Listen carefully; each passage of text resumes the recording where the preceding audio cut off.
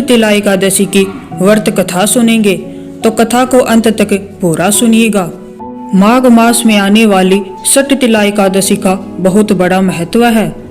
भगवान श्री कृष्ण के श्री मुख से एकादशियों का महात्म्य सुनकर श्रद्धा पूर्वक उन्हें प्रणाम करते हुए अर्जुन ने कहा, हे केशव, आपके श्री मुख से एकादशियों की कथाएं सुनकर मुझे असीम आनंद की प्राप्ति हुई है। हे मधुसूदन, कृपा कर अन्य एकादशियों का महात्म्य सुनाने की भी अनुकंपा करें। हे अर्जुन, अब मैं माघ मास के कृष्ण पक्ष की सठ तिला एकादशी व्रत की कथा सुनाता हूँ। एक बार दालभ्य ऋषि ने पुलस्त्य ऋषि से पूछा, हे ऋषि श्रेष्ठ, मनुष्य मृत्यु लोक में ब्रह्म हत्या आदि महापाप करते हैं और दूसरे के धन की चोरी तथा दूसरे की उन्नति देखकर ईर्ष्या आदि करते हैं। ऐसे महान पाप मनुष्य क्रोध, ईर्ष्या, आवेग और मूर्खता वश करते हैं और बाद में शोक करते हैं कि हाय, यह हमने क्या किया। हे महामुनि, ऐसे मनुष्यों को नरक से बचाने का क्या उपाय है? कोई ऐसा उपाय बताने की कृपा करें जिससे ऐसे मनुष्यों को नरक से बचाया जा सके, अर्थात उन्हें नरक की प्राप्ति न हो। ऐसा कौन सा दान पुण्य है जिसके प्रभाव से नरक की यातना से बचा जा सकता है? इन सभी प्रश्नों का हल आप कृपा पूर्वक बताइए। दालभ्य ऋषि की बात सुन पुलस्त्य ऋषि ने कहा, हे मुनि श्रेष्ठ, आपने मुझसे अत्यंत गूढ़ प्रश्न पूछा है। इससे संसार में मनुष्यों का बहुत लाभ होगा। जिस रहस्य को इंद्र आदि देवता भी नहीं जानते, वह रहस्य मैं आपको अवश्य ही बताऊंगा। माघ मास आने पर मनुष्य को स्नान आदि से शुद्ध रहना चाहिए और इंद्रियों को वश में करके तथा काम, क्रोध, लोभ, मोह, ईर्ष्या तथा अहंकार आदि से सर्वथा बचना चाहिए। उसे नक्षत्र में गोबर, कपास, तिल मिलाकर उपले बनाने चाहिए तथा इन उपलों से 108 बार हवन करना चाहिए। जिस दिन मूल नक्षत्र और एकादशी तिथि हो तब अच्छे पुण्य देने वाले नियमों को ग्रहण करना चाहिए। स्नान आदि नित्य क्रम से भगवान श्री हरि का पूजन व कीर्तन करना चाहिए। एकादशी के दिन उपवास करें तथा रात को जागरण और हवन करें। उसके दूसरे दिन धूप दीप नैवेद्य से भगवान श्री हरि की पूजा अर्चना करें तथा खिचड़ी का भोग लगाएं। उस दिन श्री विष्णु को पेठा, नारियल, सीताफल या सुपारी सहित अर्घ्य अवश्य देना चाहिए। तदुपरांत उनकी स्तुति करनी चाहिए। हे कमल नयन, हे मधुसूदन, हे जगन्नाथ, आप लक्ष्मी जी सहित मेरे इस तुच्छ अर्घ्य को स्वीकार कीजिए। इसके बाद ब्राह्मण को जल से भरा घड़ा और तिल दान करने चाहिए। यदि संभव हो तो ब्राह्मण को गौ और तिल दान देना चाहिए।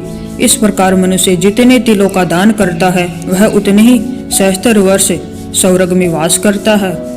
तिल से स्नान, तिल की उबटन, तिलोदक, तिल का हवन, तिल का भोजन, तिल का दान, इस प्रकार 6 रूपों में तिलों का प्रयोग सठ तिला कहलाती है। इससे अनेक प्रकार के पाप नष्ट हो जाते हैं। इतना कहकर पुलस्त्य ऋषि ने कहा, अब मैं एकादशी की कथा सुनाता हूँ। एक बार नारद मुनि ने भगवान श्री हरि से सठ तिला एकादशी का महात्म्य पूछा। वे बोले, हे प्रभु, आप मेरा प्रणाम स्वीकार करें। सठ तिला एकादशी के उपवास का क्या पुण्य है? उसकी कथा क्या है? कृपा करके मुझसे कहिए। नारद की प्रार्थना सुन भगवान श्री हरि ने कहा, हे नारद, मैं तुम्हें प्रत्यक्ष देखा सत्य वृत्तांत सुनाता हूँ, तुम ध्यान पूर्वक सुनो। बहुत पहले मर्त्युलोक में एक ब्राह्मणी रहती थी। वह सदा व्रत उपवास किया करती थी। एक बार वह 1 मास तक उपवास करती रही। इससे उसका शरीर बहुत कमजोर हो गया। वह अत्यंत बुद्धिमान थी। फिर उसने कभी भी देवताओं तथा ब्राह्मणों के निमित्त अनादि का दान नहीं किया। मैंने चिंतन किया कि इस ब्राह्मणी ने उपवास आदि से अपना शरीर तो पवित्र कर लिया तथा इसको वैकुंठ लोक भी प्राप्त हो जाएगा, किंतु इसने कभी अन्न दान नहीं किया। अन्न के बिना जीव की तृप्ति होना कठिन है। ऐसा चिंतन कर मैं मृत्यु लोक में गया और उस ब्राह्मणी से अन्न की भिक्षा मांगी। इस पर उस ब्राह्मणी ने कहा, हे योगीराज, आप यहाँ किस लिए पधारे हैं? मैंने कहा, मुझे भिक्षा चाहिए। इस पर उसने मुझे एक मिट्टी का पिंड दे दिया।